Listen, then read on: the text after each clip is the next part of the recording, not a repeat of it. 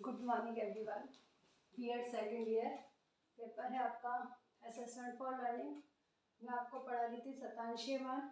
जिसमें मैंने आपको शतांशीय मान दो तरीके से याद करना सिखाया था, व्यवस्थित आंकड़ों से और अव्यवस्थित आंकड़ों से। शतांशीय मान का ही मैं आज सेकंड फॉर्मूला करवाऊंगी कि दूसरा जो फॉर्मूला है उससे आप किस तरीके से शतांशीय मान को याद करेंगे। तो सेकंड फॉर्मूला जो है जिसके लिए हम लिखेंगे, इसमें हम लिखेंगे व्यवस्थित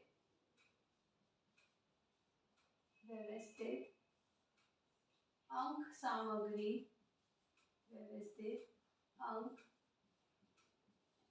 सामग्री से शतांशीय मान की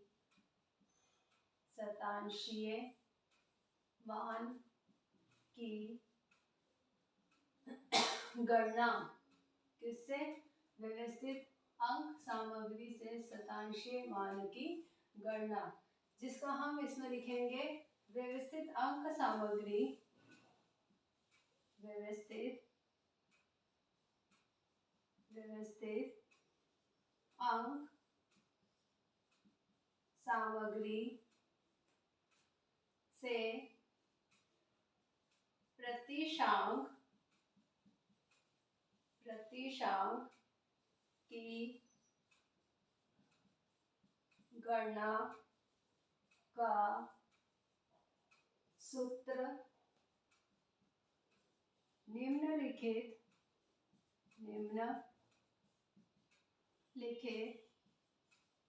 है तथा इसकी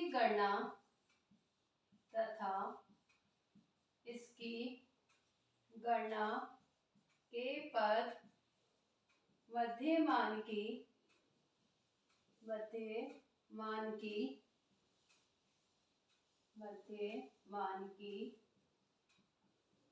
गणना के समान है।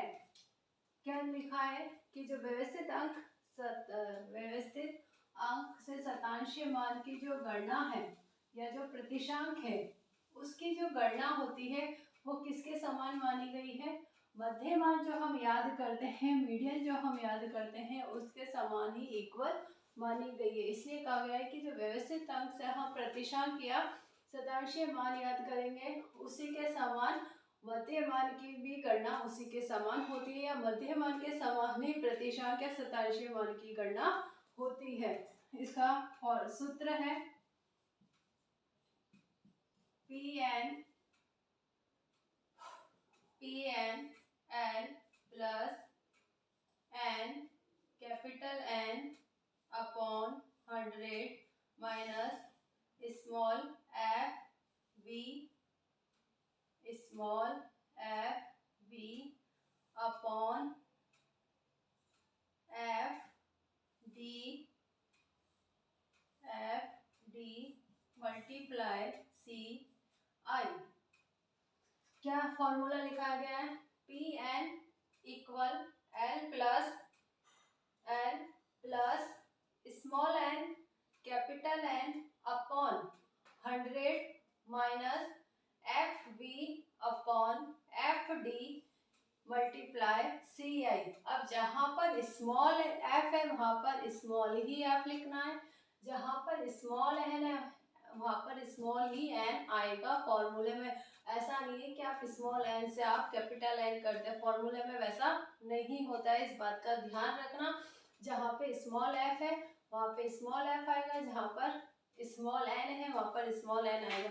मतलब जहां पर जिस भी तरीके से हम किसी भी चीज को रखते हैं तो उस जगह पे वो मतलब वर्डिंग वैसी की ही वैसी आती है, दूसरी तरीके से वर्डिंग नहीं आ सकती है। ये हमेशा ध्यान रखना जब भी हम फॉर्मूला लिखते हैं मैथमेटिक्स में। अब यहाँ पर हम सबका मीनिंग बता देते हैं कि PN की जगह हम क्या लिखेंगे? PN, इस PN का मतलब होता है ज्ञातव्य या शतांशीय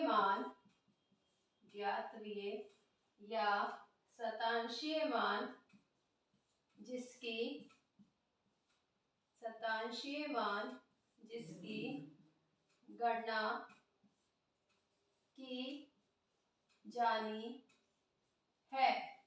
मतलब हम इस जगह पे क्या लगते हैं P20, जैसे सपोज मानो हमें P20 का मान याद करना है तो हम इस जगह पे क्या लिखते हैं P20 लिखते हैं। इसलिए Pn का मतलब लिखाया गया है कि जो ज्ञात्व है कि हमें इसको तो ज्ञात करना है, इस गणना करनी है, तो इस ज्ञात्व या शतांशीय मान जिसकी हमें क्या करनी है गणना की जानी है। फिर इसके बाद में हम L का मीनिंग लिखेंगे कि L का मतलब क्या होता है। वर्गांतर मैंने अब थ्योरी पढ़ाई थी शुरुआत में जब मैंने बताया था कि वर्गांतर क्या होता है। वर्गांतर की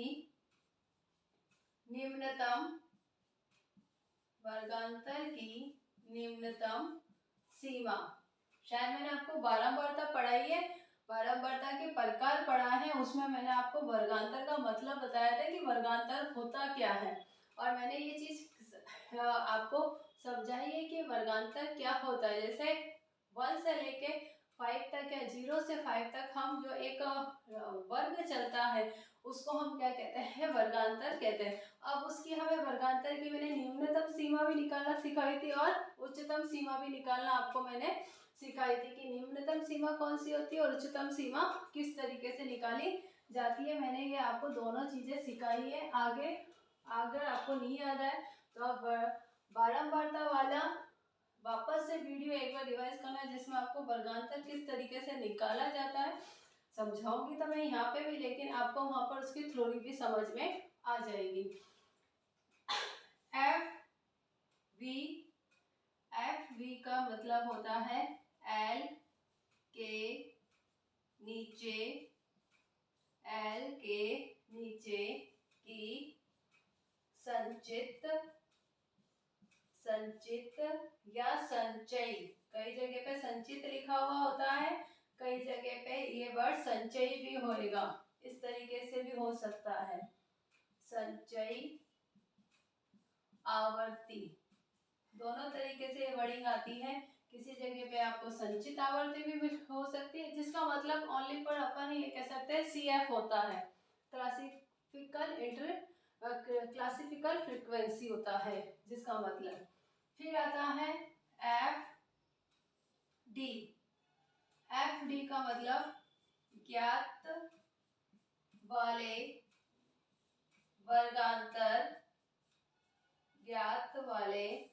वर्गांतर की आवर्ती, क्या कहोगे ज्ञात वाले वर्गांतर की आवर्ती। फिर CI का मतलब होता है वर्गांतर का आकार, वर्गांतर का आकार, और n प्राप्तांकों की संख्या, n प्राप्तांकों की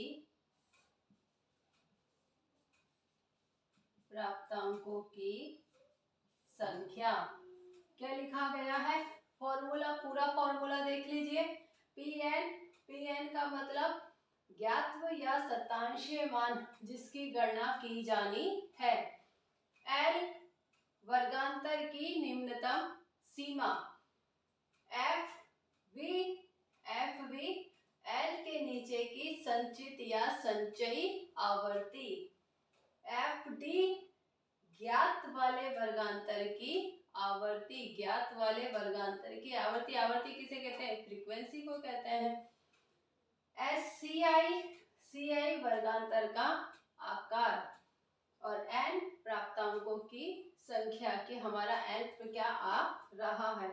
अब इसमें हम सवाल करेंगे इससे रिलेटेड, इस फॉर्मूले से रिलेटेड। तो सवाल में हम क्या करेंगे, देखो व्यवस्थित अंक या व्यवस्थित अंक सामग्री से शतांशीय मान की गणना किसके समान मानी गई है या किसके समान मानी जाती है, मध्य मान के समान मानी जाती है। आप मीन याद करेंगे, मीन का भी फॉर्मूला कहीं ना कहीं इसी तरीके से होता है, कुछ चेंजेस उसमें होते हैं।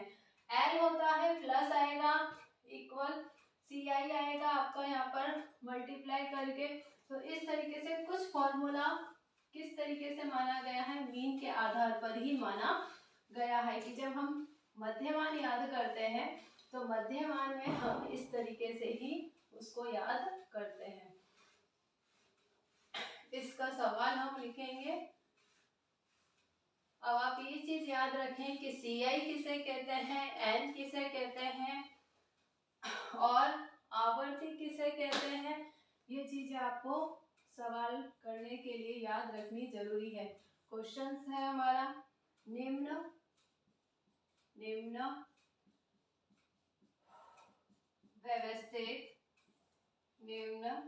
व्यवस्थित अंक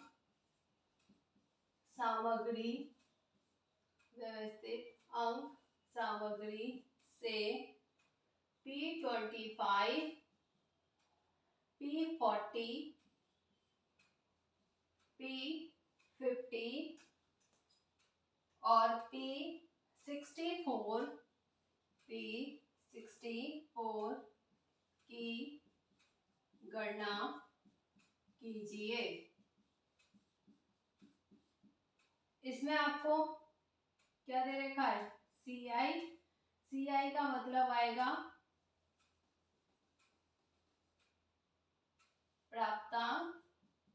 प्राप्तांक को हम कहते हैं CI, क्लासिकल इंटरेक्शन।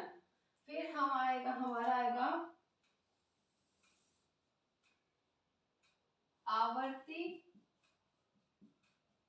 आवर्ती जिसको हम लिखते हैं F फ्रीक्वेंसी। संचयी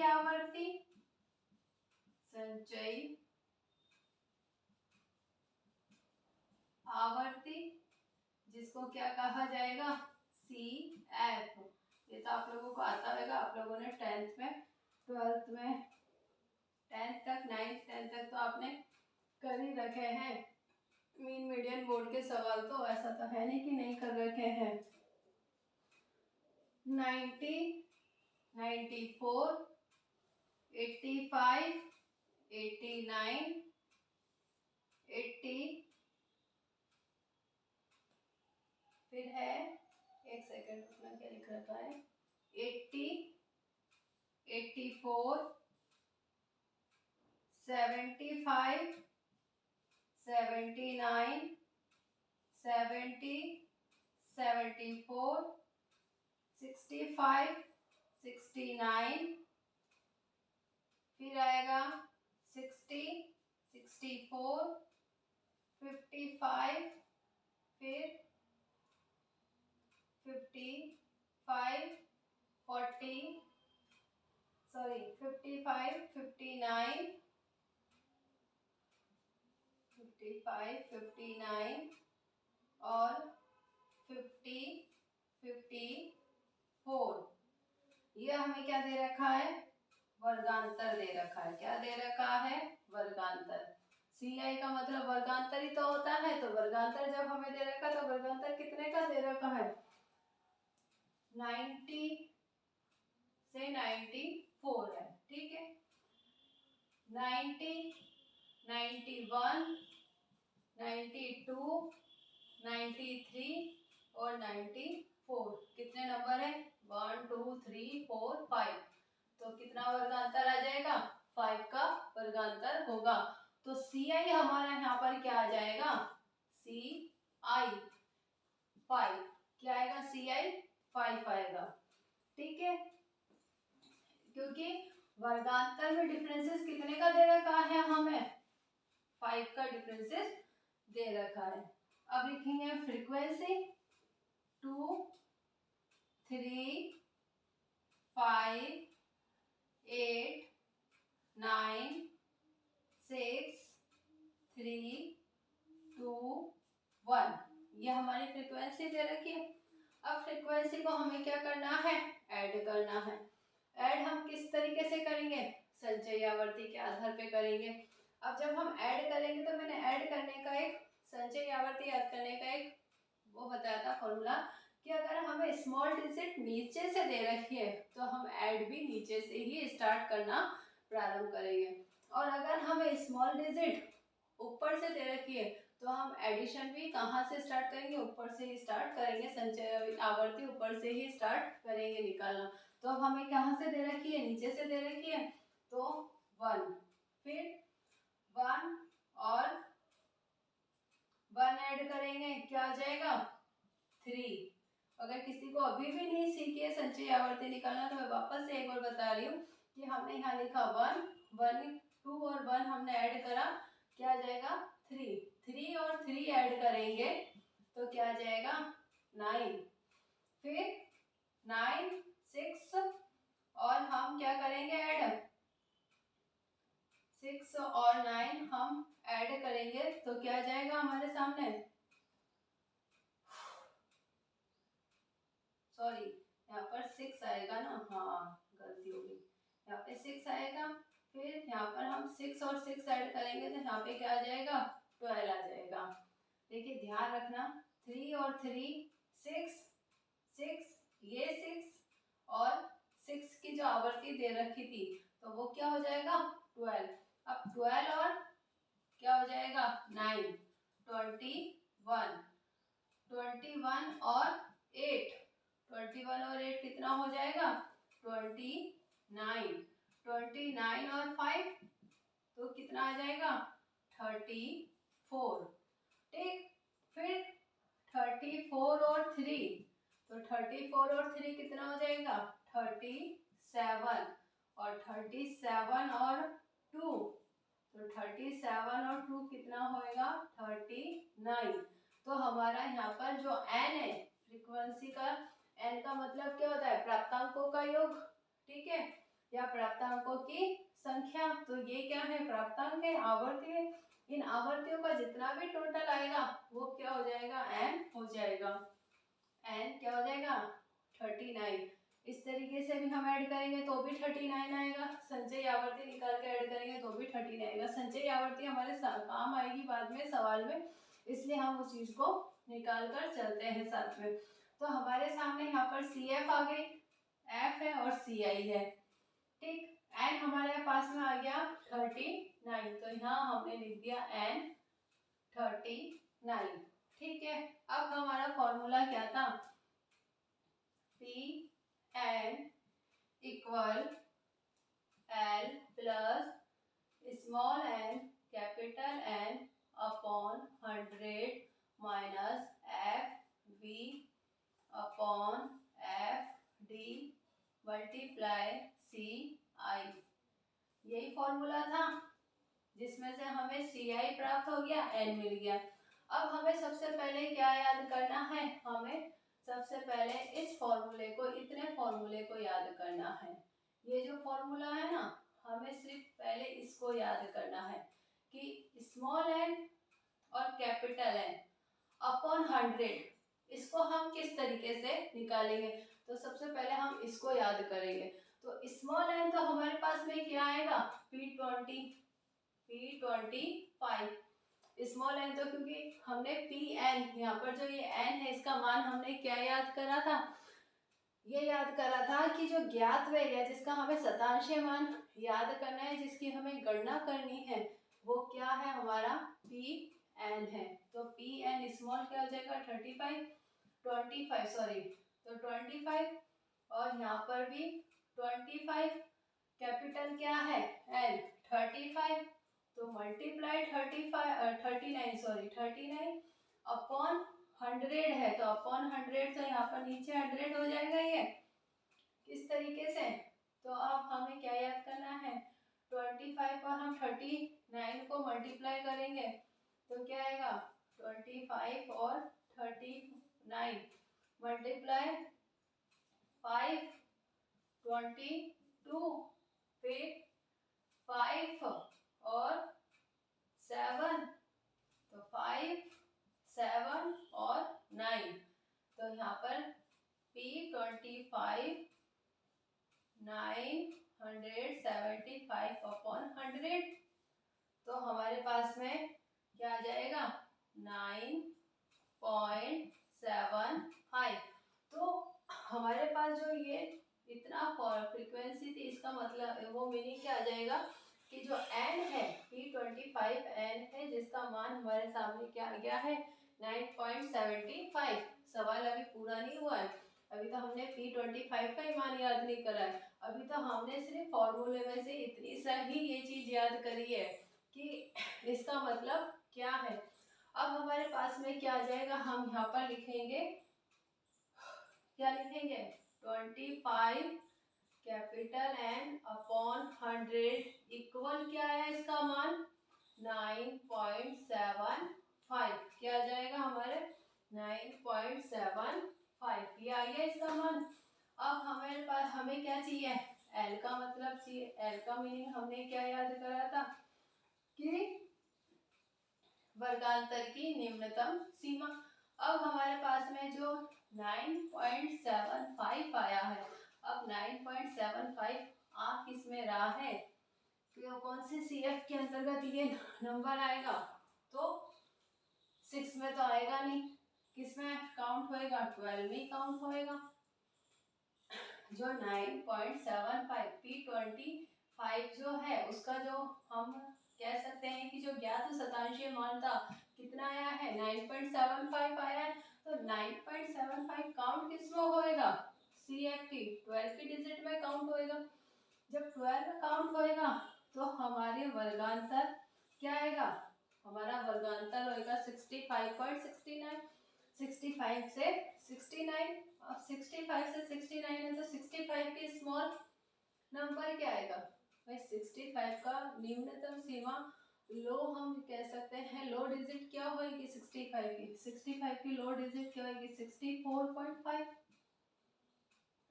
65 की जो 65 से 69 है, 65 से 69 वर्गांतर क्यों माना गया है, इसलिए माना गया है क्योंकि हमारे पास में 9.75 आया।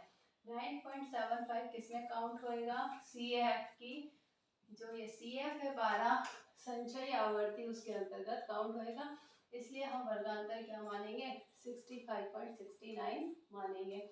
और इसकी निम्नतम सीमा क्या होगी 64.5, क्या होगी 64.5, इसलिए L बराबर क्या आएगा 64.5, क्या आएगा L बराबर 64.5। फिर इसके बाद में अभी तो हमारे पास में FD और FB पे हमें पता करना है कि FD और FB के जगह हम क्या मान रखेंगे, तो FB में हमने लिखा था कि L के नीचे की संचयी आवर्ती। अब L तो हमारा क्या है, वर्गांतर हमारा 65 से 69 है, इसके नीचे की जो संचयी आवर्ती है वो कितनी है 6 है। भाई यही तो कह रहा है ना, L के नीचे की संचयी आवर्ती, तो L तो हमारा 65 से 69 है, इसके नीचे की आवर्ती तो 6 है, लेकिन इसके नीचे की संचयी आवर्ती क्या आ जाएगी 6 आएगी। तो यहाँ पर FB का मान हम क्या लिखेंगे, यहाँ लिख देती हूँ मैं FB बराबर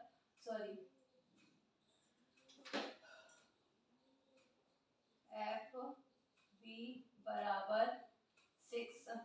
और अब FD का मतलब क्या लिख रखा था कि ज्ञात वाले वर्गांतर की आवर्ती। अब हम वर्गांतर तो हम इसी वर्गांतर को ज्ञात कर रहे हैं, तो इसके सामने की जो आवर्ती कितनी है 6 है, इसके सामने की आवर्ती कितनी है 6 है, तो हम FD क्या आ जाएगा 6 आ जाएगा। अब हम क्या करेंगे, अब हमारे पास में सारे नंबर्स आ गए, अब हम इन सारे नंबर्स को किस में रखेंगे, फॉर्मूले के अंदर रखेंगे कि हम इस सारे नंबर को फॉर्मूले में किस तरीके से रखकर काउंट करेंगे। तो P25 इक्वल 64.5 प्लस 9.75, ये जो मान है इसकी जगह मान क्या लिखेंगे 9.75 minus FB 6 upon FD 6 multiply 5, CI क्या है 5 है, ठीक है। अब इसको सॉल्व करते जाएंगे, 64.5 प्लस यहाँ से हम माइनस करेंगे तो माइनस करेंगे तो देखो माइनस करेंगे कि दशमलव में भी कई लोग माइनस में गलती कर जाते हैं। अब सपोज मान लो 6 आगे होता और 9.75 पीछे होता, तो हम इस तरीके से 6 0 0 रखकर नीचे क्या लिख सकते थे 9.75 लगाकर हम सवाल कर लेते, माइनस कर लेते। लेकिन अभी हमारे सामने क्या है, हमारे सामने अभी माइनस करने के लिए, क्योंकि कुछ लोग जब दशमलव में माइनस करते हैं उसमें ही रॉन्ग कर देते हैं, तो 9.75 और यहाँ पर हम क्योंकि पीछे कोई नंबर नहीं है, 6 के पीछे कोई नंबर नहीं है, तो 75 हम एज इट इज रखेंगे, 9 में से 6 जाएंगे 3, तो क्या आ जाएगा 3.75 अपॉन 6 मल्टीप्लाई 5, क्या करेंगे मल्टीप्लाई 5 करेंगे। अब फिर 64.5 प्लस मल्टीप्लाई करेंगे इन दोनों को, तो इन दोनों को मल्टीप्लाई करने से, क्योंकि ये डिजिट ये जो 5 है इसको हम इधर रखते हैं तो इसको हम इसके ऊपर भी कर सकते हैं, क्योंकि ये काउंट यहीं पे ही होएगा।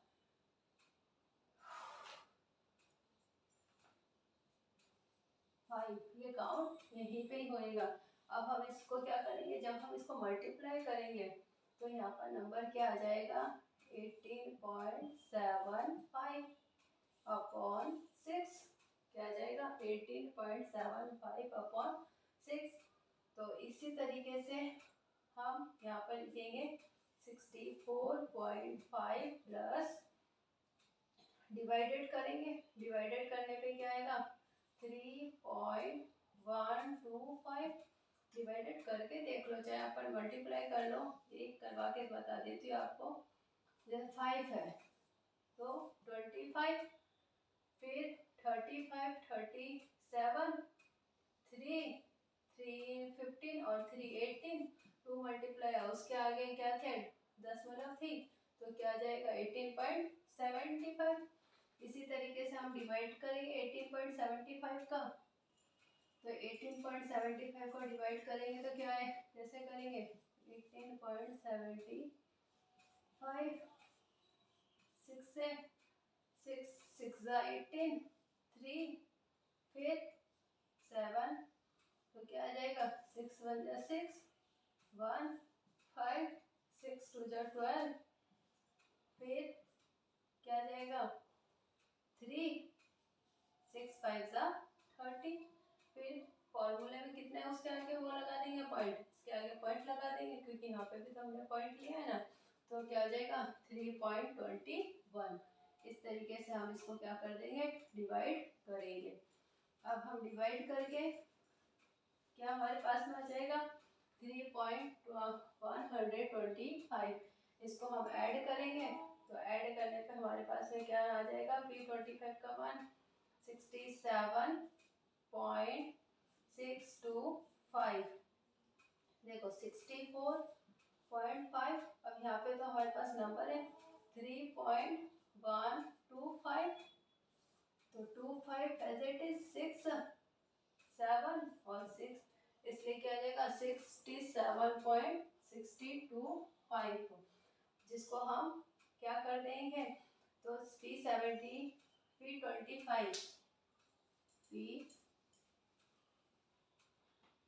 P25 का मान होएगा 67.62, आंसर क्या आ जाएगा P25 का मान 67.62 आंसर आएगा।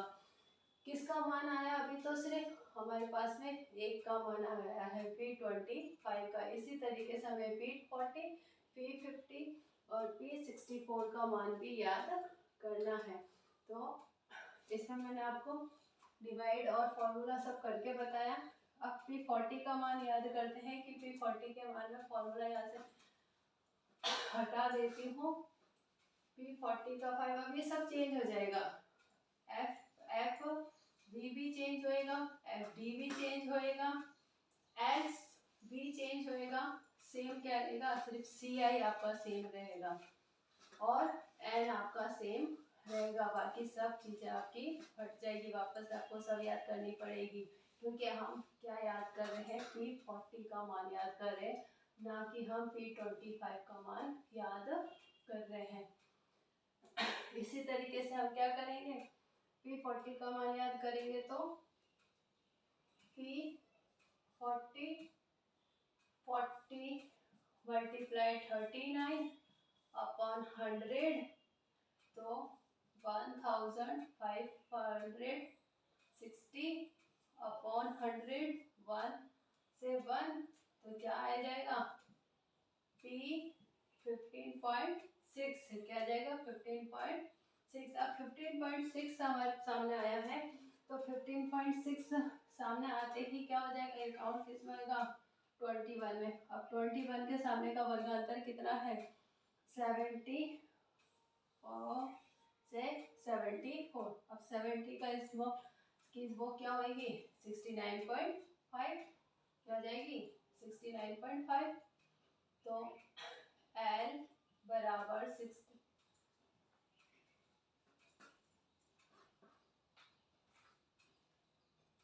P40 15.6, L इक्वल 69.5,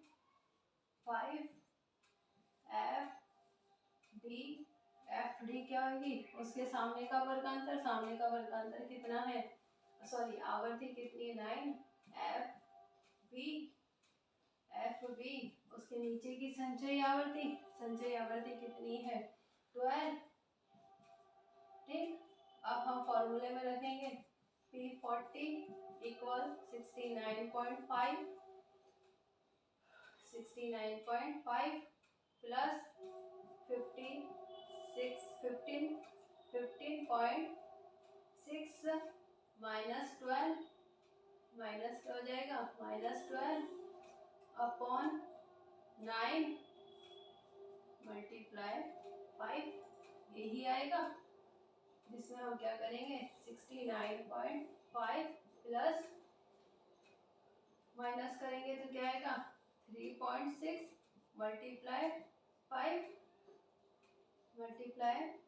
5 अपॉन 9, तो 69.5 प्लस मल्टीप्लाई करेंगे तो क्या आ जाएगा 18 अपॉन 9, क्या आ जाएगा 18 अपॉन 9, क्योंकि मल्टीप्लाई करेंगे तो क्या आएगा देखो 3.6 है ना, तो क्या आ जाएगा 5 से मल्टीप्लाई करेंगे 5 6 30, 3 15 और 15 और 3 18, 1 0 लगेगा, इसलिए क्या होएगा पॉइंट के बाद में 0, इसलिए पॉइंट हट जाएगा यहाँ पर, तो हटने के बाद में क्या आ जाएगा 18, तो 9 2 18, क्या आ जाएगा 9 2 18, तो 69.5 प्लस 2, तो 71.5, तो P40 का मान आएगा 71.5। ठीक, इसी तरीके से हम किसका मान याद करेंगे P50 का मान याद करेंगे। आपने देखा सब में क्या होंगे नंबर चेंज होते जाएंगे, जैसे जैसे जो नंबर की डिजिट हमें याद करना है, जिसका हमें मान याद करना है, वो मान हमारे सामने क्या होते जाएंगे चेंज होते जाएंगे। तो इसी तरीके से जब हम सवाल करेंगे तो हमें ये ध्यान रखना है कि हम किस डिजिट का मान याद कर रहे हैं, तो उसके अकॉर्डिंग हमारी संचयी आवर्ती भी चेंज होगी, हमारी आवर्ती का डिजिट भी चेंज हो जाएगी और हमारा वर्गांतर भी चेंज होएगा। अब है P50 50 मल्टीप्लाई 39 अपॉन 100, तो मल्टीप्लाई करने पे क्या आएगा 1950 अपॉन 100, 10 से 10, तो क्या आ जाएगा 90.5। अब यहाँ पे 90.5 किस में काउंट होएगा 21 में ही काउंट होएगा। तो अब यहाँ पर आप क्या कर सकते हो, आपका वर्गांतर भी सेम रहेगा जो P40 में था, आपका FD भी सेम रहेगा और आपका FD भी सेम रहेगा, उनमें किसी में भी कोई चेंजेस नहीं होंगे। चेंजेस नहीं होने का कारण क्या, क्योंकि हमारा जो मान है यहाँ पर P50 का वो कितना आया है 19.5 आ रहा है, इसलिए वो किस में काउंट हो रहा है 21 में ही काउंट हो रहा है। तो हम लिखेंगे यहाँ पे सवाल उतारती हूँ P50 69.5 plus 19.5 minus 12/9 multiply 5। 69.5 plus 19 में से 12 माइनस होगा तो 7.5 मल्टीप्लाई 5/9। फिर 69.5 प्लस 37.5/9। 39.5 प्लस मल्टीप्लाई डिवाइडेड करेंगे तो क्या आएगा 3.11। तो क्या आ जाएगा 72.61 72.61। तो P50 का मान क्या हो जाएगा 72.61 आंसर आएगा इसका। इसी तरीके से P64 का मान याद करेंगे। किसका मान याद करेंगे P64 का। तो P64 का मान भी क्या होएगा, अब तो सेम ही है, बस एक मान आपको निकालना आना चाहिए शुरुआत में कि इस जगह पे इस चीज को क्या कह रहे हैं। जो मैंने एक एक वर्डिंग लिखवा दिए कि P का मतलब क्या है, FD का मतलब क्या है, L का मतलब क्या है, सब लिखवाया है। P64 मल्टीप्लाई 39/100 तो क्या आ जाएगा 2496/100। ठीक, उसके बाद में आएगा 24.96। अब क्या करेंगे P64 इक्वल, इसमें आप इस क्या आया है 24.96 आया है। 24.96 किसमें काउंट होगा 29 में काउंट होगा। तो 29 में काउंट होने पर इसकी जो वर्गांतर होएगा वो क्या आ जाएगा 75 से 79 आ रहा है। तो इसकी स्मॉल क्या होगी 74.5, इसलिए हम यहाँ लिखेंगे 74.5 प्लस 24.96 माइनस FB सामने का क्या आ जाएगी नीचे की संचयी आवर्ती 21, सामने की आवर्ती 8 मल्टीप्लाई 5। तो 74.5 प्लस 24.96 में से 21 करेंगे तो 3.96 multiply 5/100 equal 74.5 plus 19.8/8। 74.5 plus divided करेंगे तो क्या आएगा 2.475। ठीक, ऐड करेंगे तो आएगा 76.975। तो क्या हो जाएगा P64 76.97 की जगह हम इसको ऐड काउंट कर देंगे, इसका मान आ जाएगा P64 का मान क्या आएगा 76.98। इस तरीके से हमने किसके मान याद करें P25 के, P30, P40 के, P50 के और P64 के हमने मान याद करें। और सभी में क्या हुआ FD भी चेंज हुआ, FB भी चेंज हुआ और हमारा जो फॉर्मूला था स्मॉल n कैपिटल N/100 उससे हमने जो याद करा था उसका मान भी चेंज हो गया। तो इसी के आधार पर हमने क्या करा, इससे हमने सभी के अलग अलग मान याद कर लिए। अब मैं आपको सवाल देती हूँ ग्रे करने के लिए, जिसमें आपको सवाल करना है।